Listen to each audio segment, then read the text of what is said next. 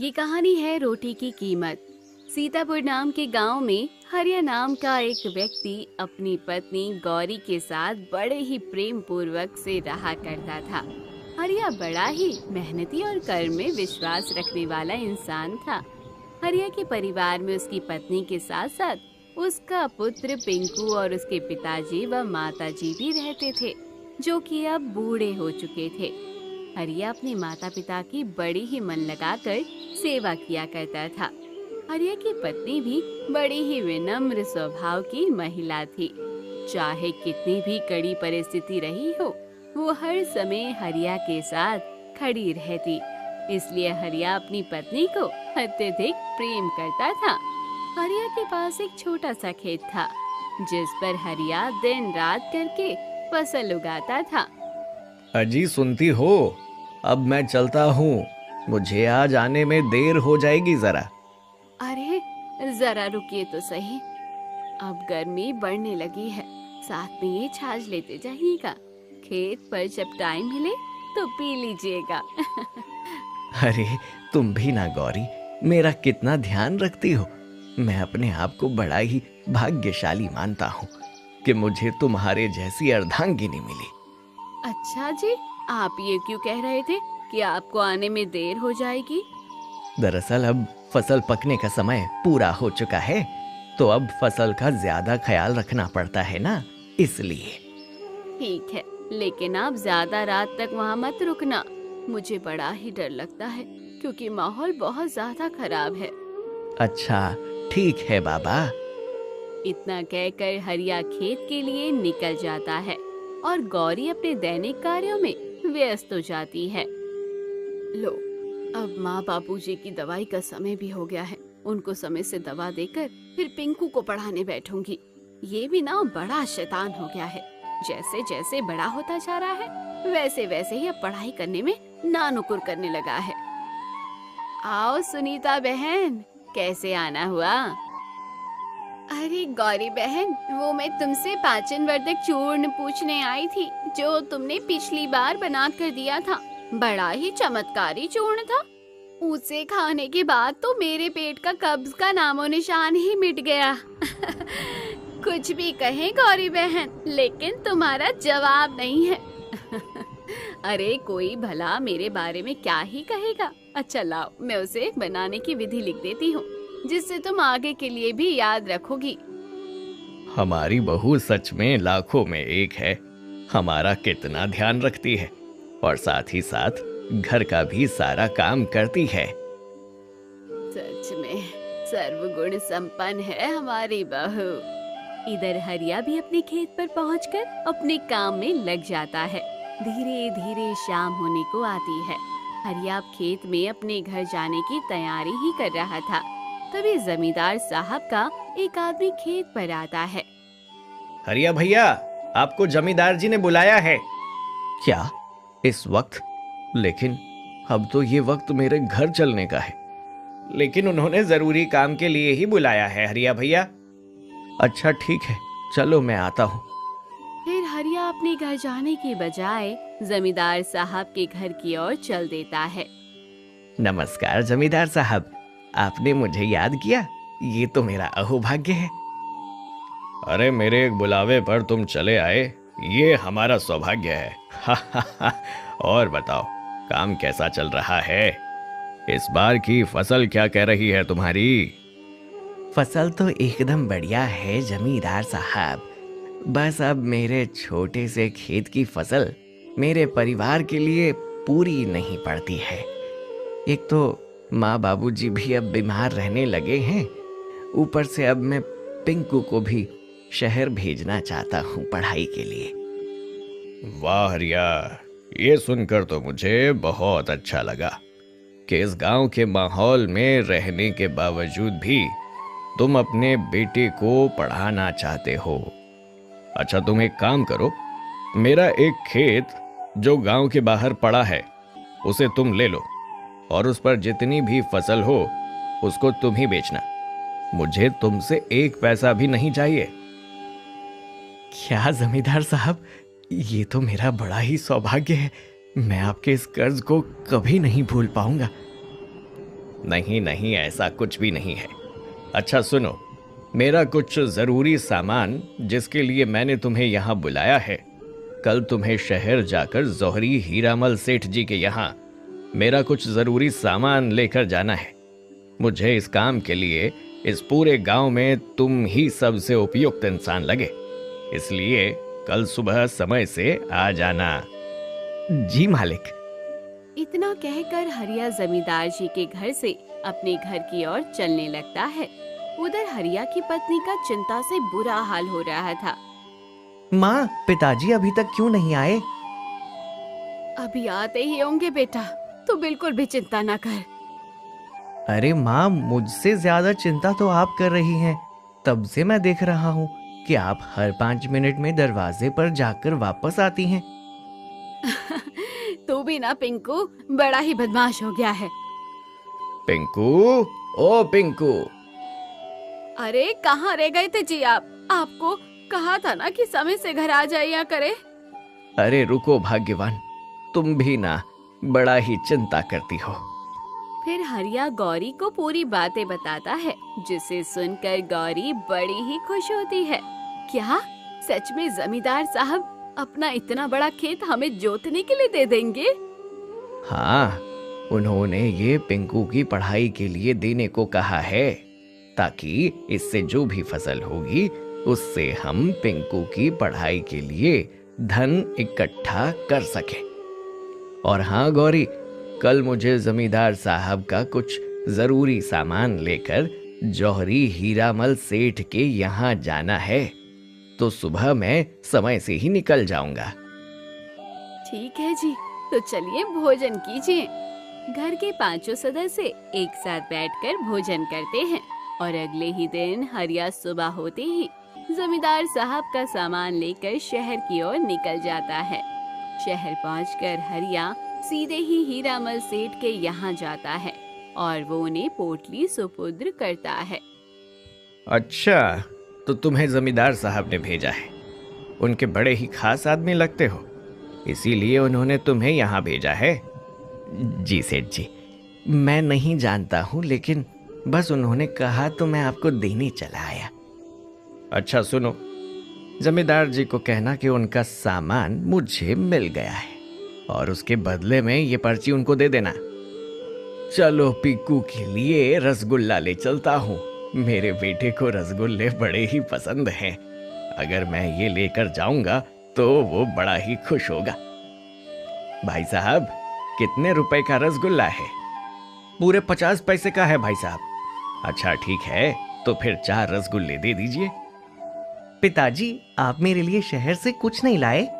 लाया हूं ना बेटा, ये लो रसगुल्ला खाओ। क्या रसगुल्ला? ओ पिताजी, आप कितने अच्छे हो। अरे आपको क्या जरूरत थी रसगुल्ला लाने की? हमारी माली हालत अभी वैसे ही ठीक नहीं है। लाओ, मैं सबको रसगुल्ला दे देती हूँ। जब गौरी रसगुल्ला निकाल कर देती है, तब उसे पता चलता है कि 4 ही रसगुल्ले आए हैं। फिर वो जब हरिया को रसगुल्ला देने जाती है। अरे नहीं नहीं, मैं तो वहीं खा कर आया हूँ। अरे ये झूठ आप कब से बोलना सीख गए हैं, और वो भी ठीक से नहीं आया। अच्छा लो, आधा तुम्हारा आधा मेरा। गौरी और हरिया खुशी खुशी रसगुल्ला खा लेते हैं। फिर हरिया अपने माँ पिताजी का हालचाल जानने जाता है। माताजी पिताजी, आप कैसे हो दोनों? जिसके तुम्हारे जैसे बहू बेटे हो, वो आखिर कैसा हो सकता है बेटा? बस बेटा, तू अपना ख्याल रखा कर। आजकल तू बहुत ज्यादा मेहनत करता है। हरिया अगले ही दिन से जमींदार साहब का खेत जोतने में लग जाता है। धीरे धीरे उस खेत पर भी फसल लहराने लगती है, जिसे देखकर गांव के कई लोगों को अब हरिया से जलन होने लगती है, जिसमें से सबसे ज्यादा जलन हरिया के पड़ोसी सतीश और उसकी बीवी नंदा को होती है।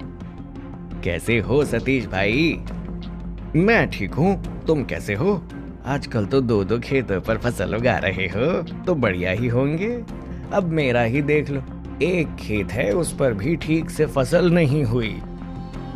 हाँ सतीश भाई, इस बार 2 खेत हैं, लेकिन मेहनत भी तो दोगुनी कर रहा हूँ। और रही बात आपके फसल की, तो सतीश भाई बुरा मत मानना, आप हर साल हर काम देरी से शुरू करते हैं, इसीलिए आपकी फसल उतनी अच्छी नहीं होती जितनी अच्छी होनी चाहिए।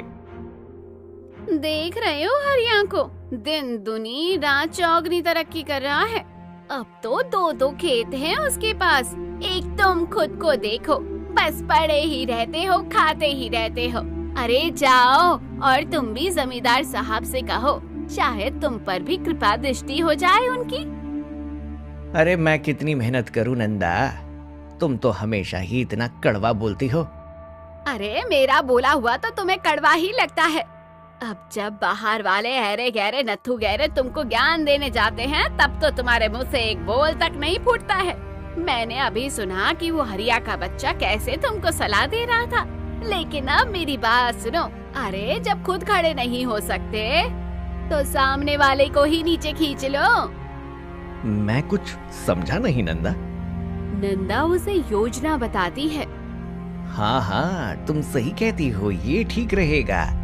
मैं बिल्कुल वैसा ही करूंगा, जैसा जैसा तुम कहोगी। इससे इस हरिया की सारी अकड़ ढीली पड़ जाएगी। बहुत बड़ा ज्ञान चंद बना फिरता है। अब देखता हूँ खून के आंसू ना रुला दिए तो मेरा नाम भी सतीश नहीं। फिर जैसे ही रात गहरी होती है, सतीश हरिया के खेत पर आग लगा देता है और हरिया की सारी फसल धू धू कर जलने लगती है। जलती हुई फसल को देखकर सतीश और उसकी पत्नी बड़े ही खुश होते हैं। चलो चलो, कहीं कोई हमें देख ना ले। अरे क्या हुआ भैया, क्या बात है, इतनी सुबह आप लोग इस तरह क्यों परेशान दिख रहे हैं? हरिया भैया जल्दी से आपके खेत पर चलो। अरे आप मत रोइए, हिम्मत रखिए। जिसने भी हमारे साथ ये किया है, ईश्वर उसको दंड जरूर देगा। और ये भी सत्य है, जब ऊपर वाले की लाठी पड़ती है तो आवाज होती है, इसलिए आप बिल्कुल मत घबराइए। ये हमारे भाग्य में नहीं था तो आपको मिलता कैसे। चलिए अब घर चलते हैं। लेकिन मैंने किसी का क्या बिगाड़ा था गौरी? मैंने तो कभी किसी का बुरा सोचा तक नहीं। आपने नहीं सोचा, लेकिन कुछ लोगों से आपकी ये तरक्की देखी नहीं जा रही थी। वो ये हजम नहीं कर पा रहे थे कि जमींदार साहब ने आपको इतना बड़ा खेत दे दिया है। लेकिन कोई बात नहीं, हमारे नसीब से ज्यादा हमको मिलेगा ही नहीं, और अगर हमारे नसीब में होगा तो वो हमें मिलकर ही रहेगा। कुछ ही दिन बीत जाते हैं। गौरी और हरिया जैसे तैसे करके अपने घर का गुजारा कर ही रहे थे। इसी बीच एक दिन सतीश जमींदार के पास जाता है। प्रणाम मालिक, कैसे हो? हाँ बताओ, कैसे आना हुआ? अंदर की बात लेकर आया हूँ। हाँ हाँ बताओ। मालिक, ये पता चला है कि हरिया ने पहले फसल काट ली है, फिर उसके बाद खेत में आग लगा दी है। अच्छा, ऐसा है क्या? लेकिन ऐसा वो क्यों करेगा? मैंने तो उससे एक पैसा भी नहीं मांगा। मैंने तो वो खेत उसे उसके बेटे की पढ़ाई के लिए दिया था। इसीलिए मालिक कि कहीं आप मांग ना लो, इसीलिए। क्या सच में ऐसा है? तो फिर मैं कल ही जाकर उससे अपने हिस्से का पैसा मांगता हूँ। पूरा नहीं तो कम से कम आधा तो देगा ही ना मुझे। तभी अगले दिन जमींदार उनके घर आता है। हरिया, मेरी बेटी की शादी है, तो तुमने मेरे खेत पर जो फसल उगाई थी उसके आधे पैसे मुझे दे दो। मालिक, आपको पता है कि मेरे खेत में तो आग लग गई थी ना?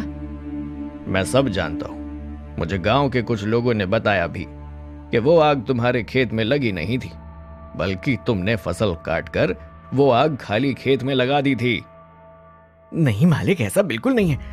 मैं अपने बीवी बच्चे की कसम खाकर कहता हूँ, मेरा भरोसा कीजिए। देख हरिया, अगर तू आधे पैसे देता है तो ठीक है, वरना मैं तेरा ये घर और तेरा पुश्तैनी खेत हड़प लूंगा। हरिया और गौरी जोर जोर से रोने लगते हैं, लेकिन जमींदार उनकी एक भी नहीं सुनता। फिर कुछ दिन में जमींदार उनको घर से निकाल देता है और तो और उनका खेत भी हड़प लेता है। गौरी, अब मुझे लगता है कि अब इस गांव में हमारी कोई मदद नहीं करेगा। हाँ, आप सही कहते हैं। चलो अब हम शहर चलते हैं। शहर में ही मेहनत मजदूरी करके हम कैसे भी अपना पेट पाल लेंगे। अब हरिया अपने परिवार सहित शहर पहुंच जाता है। शहर जाकर हरिया मजदूरी का काम ढूंढ लेता है और कैसे भी करके वो 2 समय की रोटी का बंदोबस्त कर ही लेता है। थोड़े दिन बीतते हैं। अब पिंकू भी पड़ोस के बच्चों के साथ खेलता था और अब गौरी की भी बातचीत पड़ोस की औरतों से हो जाती थी। फिर एक दिन पिंकू का जन्मदिन आता है और वो अपनी माँ से जिद कर बैठता है। माँ, इस बार मैं भी अपना जन्मदिन मनाऊंगा। पिछले साल भी आपने मेरा जन्मदिन नहीं मनाया। बेटा, तू समझदार है ना? अभी हम तेरा जन्मदिन नहीं मना सकते हैं। तभी हरिया काम से आता है। अरे क्या बातें हो रही हैं माँ बेटे में, हमें भी तो बताओ जरा। देखो ना पापा, माँ मेरा जन्मदिन मनाने के लिए मना कर रही है। देखो माँ, मैं सबके घर कितने बढ़िया उपहार लेकर जाता हूँ, तो मेरे जन्मदिन पर भी तो मुझे अच्छे अच्छे उपहार चाहिए। अच्छा, तुम परेशान नहीं हो, इस बार तुम्हारा जन्मदिन बड़ी ही धूमधाम से मनाएंगे। हरिया पिंकू के जन्मदिन की बड़े ही अच्छे से तैयारियां करवाता है। पड़ोस के सारे लोगों को बुलाता है। सब लोग आते हैं और गौरी के हाथों के बने खाने की बड़ी ही तारीफ करके जाते हैं। गौरी बहन, ये कचौड़ी और सब्जी तो बड़ी ही स्वादिष्ट बनी है, तो क्यों ना तुम इनको बनाकर बेचो, सच में लोग बहुत पसंद करेंगे। हाँ गौरी बहन, सुनीता बिल्कुल सही कहती है, लेकिन उसके लिए तो बहुत पैसे चाहिए ना, क्योंकि पहले तो बर्तन खरीदने होंगे और एक रेहड़ी भी तो चाहिए ना। अरे उसके लिए तुम परेशान क्यों हो रही हो? हम तुम्हारे साथ हैं, हम तुम्हें पूरा सहयोग करेंगे। तुम एक बार भैया के साथ हिम्मत करके काम तो शुरू करो। फिर गौरी और हरिया रेहड़ी पर एक जगह देखकर अपना काम शुरू कर देते हैं। लोगों को उनका स्वाद पसंद आता है और देखते ही देखते उनके दिन फिर जाते हैं और वो बहुत संपन्न हो जाते हैं। उनका बेटा पिंकू अब शहर में ही एक बढ़िया कॉलेज में पढ़ाई कर रहा था। फिर एक दिन उन्हें अपने गांव की याद आती है। आप कहो तो एक बार हम अपने गांव होकर आते हैं। तुम सही कहती हो, मन तो मेरा भी कई दिनों से बेचैन हो रहा है। चलो चलते हैं। माँ बाबूजी के गुजर जाने के बाद अब बस यही मन है कि उस पुश्तैनी खेत और घर को हम जमींदार से खरीद लें। आपने तो मेरे मन की बात कह दी। दोनों लोग अपने गांव पहुंचते हैं। उनके ठाट बाट देखकर कोई उन्हें पहचान नहीं पाता है। वो दोनों अपने पड़ोस वाले घर की कुंडी खटखटाते हैं। तभी एक बूढ़ा सा आदमी निकल कर आता है। जी कौन? किससे मिलना है आपको? जी यहाँ मेरा मित्र सतीश रहा करता था, मुझे उससे मिलना है। मेरा नाम हरिया है। सतीश हरिया को देखकर रोने लगता है और उसके पैरों में गिर जाता है। मुझे माफ कर दो हरिया, मैंने तुम्हारे साथ जो गलत किया, मुझे उसके पापों की सजा मिल गई है, लेकिन मैं अपना प्रायश्चित करना चाहता हूँ। मैंने तुम्हें कहाँ कहाँ नहीं ढूंढा, लेकिन तुम मुझे कहीं मिले ही नहीं। मेरी बीवी भी तुमको याद करते करते इस दुनिया से विदा हो गई। क्या? तो वो तुम थे सतीश, जिसने मेरे खेत में आग लगाई थी? अब मैं तुम्हें क्या सजा दूंगा? तुम्हें खुद ही तुम्हारे कर्मों की सजा मिल गई है। अब तुम बस खुश रहो, यही मेरी दुआ है। पिंकू की एक बड़ी कंपनी में बढ़िया सी नौकरी लग जाती है।